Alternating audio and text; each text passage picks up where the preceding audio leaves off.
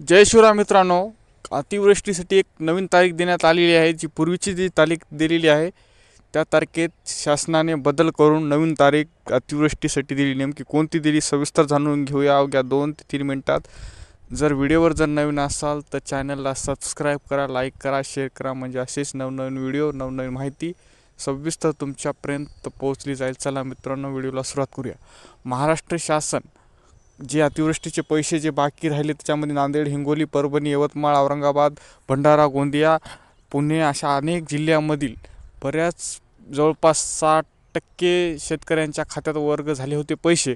परंतु 30 ते 40% अतिवृष्टीचे पैसे हे बऱ्याच शेतकऱ्यांचे त्यांच्या खात्यात वर्ग करण्यात राहिलेले होते. आणि जवळपास 22 नोव्हेंबरचे जे प्रस्ताव महाराष्ट्राचे काळजीवाहू मुख्यमंत्री म्हणजेच एकनाथराव शिंदे यांनी तो प्रस्ताव मंजूर केला नाही. कारण ते काळजीवाहू मुख्यमंत्री असल्यामुळे त्यांना आजचा निर्णय घेता आला नाही. कारण काळजीवाहू मुख्यमंत्री हे फक्त इमर्जन्सी, कोणती जर अडचण असेल तर अशा इमर्जन्सीमध्येच ते निर्णय घेऊ शकतात. पण त्या अतिवृष्टीच्या याच्यामध्ये तो निर्णय होऊ शकला नाही. याचं कारण म्हणजे सुरुवातीला जे 2 डिसेंबरची तारीख दिली होती मित्रांनो, ती 2 डिसेंबरची तारीख, कारण महाराष्ट्र शासनाचा जो शपथविधी होणार होता ते जवळपास 30 किंवा 2 डिसेंबरची सुरुवातीला तारीख देण्यात आली होती. परंतु 2 डिसेंबरला त्यांचा शपथविधी पार पडला नसल्यामुळे ही तारीख आता 5 डिसेंबरवर गेलेली आहे. म्हणजे आता जवळपास 5 तारखेला सायंकाळी 5 वाजता यांचा शपथविधी होणार आहे.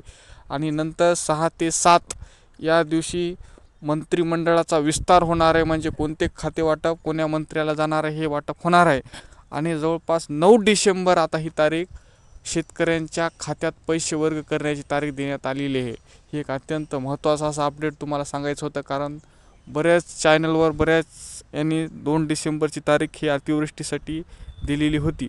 परंतु तांत्रिक अडचणीमुळे यांचा शपथविधी होऊ शकला नसल्यामुळे आता ही 9 डिसेंबर ही तारीख अतिवृष्टी शेतकऱ्यांच्या पैशासाठी दिलेली आहे.